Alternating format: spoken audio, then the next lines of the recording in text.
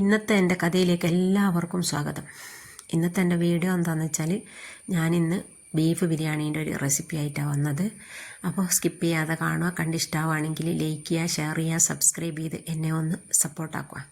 നമുക്ക് വീഡിയോ കണ്ടു നോക്കിയാലോ. ഒന്നുമില്ല, പെട്ടെന്ന് ഉണ്ടാക്കിയെടുക്കാൻ പറ്റുന്ന ഒരു ബിരിയാണി ഇത്. പെട്ടെന്ന് ഉണ്ടാക്കിയെടുത്തൊരു ബിരിയാണി ഇത്. എനിക്ക് 2.5 കിലോ ബിരിയാണീൻ്റെ ഓർഡർ ഉണ്ടേനും ദമ്മിടുന്ന സ്ഥലം അധികം അങ്ങോട്ട് ശ്രദ്ധിക്കേണ്ട. കാരണം മുറ്റത്തെല്ലാകെ കച്ചറ പിച്ചറ മാനാഞ്ചറിയായിരിക്കും. അതേപോലെ തന്നെ എൻ്റെ ഡ്രസ്സും ആരും ശ്രദ്ധിക്കേണ്ട. മഴ ആയതുകൊണ്ട് മുറ്റത്തേക്ക് ഇപ്പോൾ ഇറങ്ങലേ ഇല്ല. എല്ലാം ഗ്യാസും വന്ന് തന്നെ ഉണ്ടാക്കൽ. എന്നാലോ ഇത്രയും വലിയ ചെമ്പിൽ മുറ്റത്തു നിന്നല്ലാണ്ട് ദമ്മിടുവാനും പറ്റില്ല. ഇതിൻ്റെ ഏറ്റവും വലിയൊരു ഇടങ്ങാറ് പിടിച്ചൊരു കേസ് എന്ന് പറഞ്ഞാൽ ഞാൻ പറഞ്ഞുതരാം. അങ്ങനെ ഞാൻ 1 കിലോ ഉള്ളി കട്ട് ചെയ്ത് അത് പൊരിച്ചെടുക്കണം. ഇതാ ഇതിൻ്റെ ഇടങ്ങാറ് എന്ന് പറയുന്നത്. ബാക്കിയെല്ലാം പെട്ടെന്ന് ഷടപടേ നടക്കും. അങ്ങനെ ഞാൻ ആദ്യം തന്നെ ഉള്ളി പൊരിച്ച് വെക്കാമെന്ന് വിചാരിച്ച് ഉള്ളി ഇതാ 2-3 പ്രാവശ്യമായിട്ട് ഞാൻ പൊരിച്ചെടുക്കുന്നുണ്ട്. അതിലിടക്ക് നമുക്ക് വേണ്ടിയ വെളുത്തുള്ളി, ഇഞ്ചി, പച്ചമുളക് ഇതെല്ലാം റെഡിയാക്കിയെടുക്കണം. ആദ്യം തന്നെ കുരുമുളക് പൊടിച്ചെടുത്ത് പിന്നെ അത് കഴിഞ്ഞ് പിന്നെ പച്ചമുളക്, വെളുത്തുള്ളി, ഇഞ്ചി ഇതെല്ലാം ചതച്ചെടുക്കുന്നുണ്ട്. അതിലിടക്ക് ഒരു പ്രാവശ്യം ഉള്ളി പൊരിച്ചെടുത്ത് രണ്ടാമത്തത് പൊരിച്ചെടുത്ത് മൂന്നാമത്തത് ഇട്ട് കൊടുക്കുന്നുണ്ട്. അത് കഴിഞ്ഞേരം പിന്നെ നമ്മളെ ക്യാരറ്റ് കട്ട് ചെയ്ത് വെച്ച് അതും പൊരിച്ചെടുക്കുന്നുണ്ട്. പിന്നെ അണ്ടിപ്പരിപ്പ്, മുന്തിരി ഇതെല്ലാം പൊരിച്ചെടുത്ത് ഇനി പെട്ടെന്ന് ഉണ്ടാക്കാം. അങ്ങനെ ഇതാ അണ്ടിപ്പരിപ്പ്, മുന്തിരി, ക്യാരറ്റ്, ഉള്ളി ഇതൊരു 3/4 മസാലയിലേക്കാട്ടോ. മസാലയിലേക്ക് ഉള്ളി പൊരിച്ചിട്ടാൽ ഭയങ്കര ടേസ്റ്റാണ്. അങ്ങനെ വെളുത്തുള്ളി, ഇഞ്ചി ചതുക്കിയതെല്ലാം അതും. ഈ ബാക്കി ഉള്ളി നമുക്ക് ബീഫിൻ്റെ ഒത്തിട്ടിട്ട് വേവിച്ചെടുക്കാം.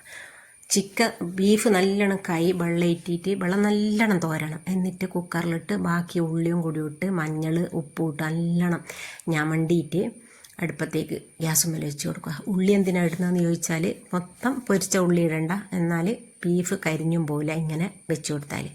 അങ്ങനെ അതവിടെ മാറ്റി വെച്ച് പിന്നെ അരി അളവിനെടുത്തിട്ട് ഒരു പാത്രത്തിലേക്ക് അളന്ന് വെച്ചിട്ട് കൈ വെച്ചിട്ടുണ്ട്. ഇനി നമുക്ക് ചോറുണ്ടാക്കാം. അതിന് വേണ്ടിയിട്ട് നെയ്യ് എടുത്തിട്ടുണ്ട്, കറിവേപ്പില, ജീരകം, കറുപ്പ, ഗ്രാമ്പു, ഏലക്കായ എടുത്തിട്ടുണ്ട്. ഇനി നമുക്ക് പെട്ടെന്ന് ചോറിൻ്റെ പരിപാടി നോക്കാം. ബീഫ് കുക്കറിൽ നിന്ന് വെന്തുകൊണ്ടിരിക്കുന്നുണ്ട്. അങ്ങനെ ചെമ്പടുപ്പത്ത് വെച്ച് അതിലേക്ക് വെളിച്ചെണ്ണ ഒഴിച്ച് കൊടുത്ത് 2.5 കിലോ ചോറിന് 250 ഗ്രാം വെളിച്ചെണ്ണ ഞാൻ എടുക്കുന്നത്. ബാക്കി നെയ്യും എടുക്കും. പിന്നെ അതിലേക്കുള്ള ജീരകം മറ്റേ സാമഗ്രികളെല്ലാം ഇട്ട് കൊടുത്ത് അത് നല്ലോണം പൊരിഞ്ഞ് വന്നേരെ അതിലേക്ക് ആവശ്യത്തിനുള്ള വെള്ളം ഒഴിച്ച് കൊടുക്കുന്നുണ്ട്. നമ്മളെ കുക്കർ അപ്പുറത്തുനിന്ന് ആയിക്കൊണ്ടിരിക്കുന്നുണ്ട്. ഇതെല്ലാം ഞാൻ പുറത്തേ ഗ്യാസുമ്മേല വെച്ച്, അതായത് മുറ്റത്ത്. അടുക്കളയിൽ നിന്ന് ഇല കൂടെ നടക്കൂല.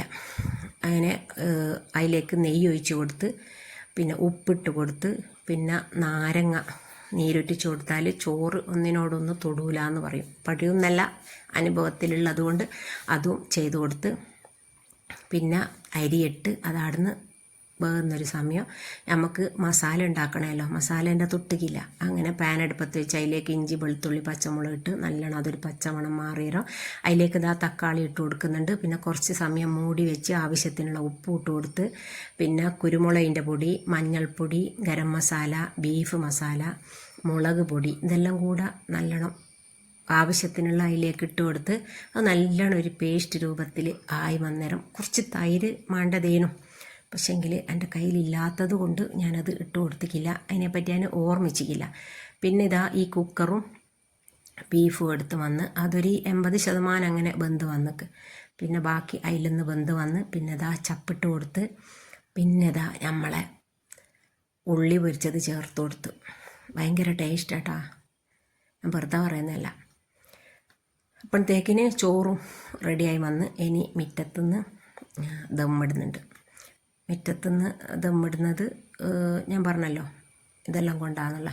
പിന്നെ ബാക്കിയുള്ളതൊന്നും ഞാൻ പിടിച്ചിക്കില്ല. ബാക്കിയുള്ളത് ദമ്മെടുക്കുന്നതും ചോറ് കൊണ്ടുപോകുന്നതും. കാരണം ഇനി ഉള്ള ടെൻഷൻ എന്ന് പറയുന്നത് ഇത്രയും വലിയ ചെമ്പിലെ ചോറ് എങ്ങനെ അവിടെ എത്തിക്കും, ഇതാരെ കൊണ്ടുപോവുക, ഓട്ടോറിക്ഷയില്ല സ്കൂട്ടിമേൽ കൊണ്ടുപോകണം. പഠിച്ചോനെ ബേജാറായി തീരും. എന്നാലോ ലാസ്റ്റ് കാര്യങ്ങളെല്ലാം നല്ല ഭംഗിയിൽ നടക്കുകയും ചെയ്യും. ഇത് നല്ല ചെറിയ 3 പാത്രത്തിൽ ദമ്മിട്ട് ഒരു അരമണിക്കൂർ ദമ്മിട്ട് വെച്ചതിന് ശേഷം ചോറ് 2 ചെറിയ പാത്രത്തിലാക്കി ചിക്കൻ ബായിൽ വരും, മസാല ബീഫ് മസാല വേറൊരു പാത്രത്തിലാക്കി 3 പാത്രം വലിയൊരു ഗൾഫിൻ്റെ കവറിലിട്ടിട്ട് അങ്ങനെയാണ് കൊടുത്തത്. അതെല്ലാം കൊടുത്ത് ബാങ്ക് കൊടുത്തില്ല, നമ്മൾ ചായ കുടിച്ച പൊറോട്ട വാങ്ങിക്കൊണ്ടുവന്ന് ചായ കുടിച്ച് മസാലയും കൂട്ടി പൊറോട്ട തന്നിട്ടാണ് പൊറോട്ട വാങ്ങിച്ചത്. അപ്പോൾ എൻ്റെ മോൻ്റെ അടുത്ത് പറയാം, ഉമ്മ ഭയങ്കര ടേസ്റ്റാണ്, 10ൽ 10 എന്ന് പറഞ്ഞേ, ഒന്നും പറയാനില്ല. അപ്പോൾ അങ്ങനെ പിന്നെ പോന്നോ തന്നെയാണ് ചോറ് എടുക്കുവാൻ വന്നത്. പിന്നെ അവൻ പോന്ന ഒരു സങ്കടമെല്ലാമായിട്ട് പിന്നെ വീഡിയോ ഒന്നും എടുക്കാൻ നിൽക്കില്ല. എന്തായാലും വെച്ചിട്ട് അവർ അഭിപ്രായം പറയട്ടെ. അപ്പോൾ ഇത്രയൊക്കെ തന്നെ ഇന്നത്തെ വീഡിയോ ഉള്ളൂ. ഇൻഷാ അല്ലാഹ് അടുത്തൊരു വീഡിയോ ആയിട്ട് വീണ്ടും വരാം. ഓക്കെ.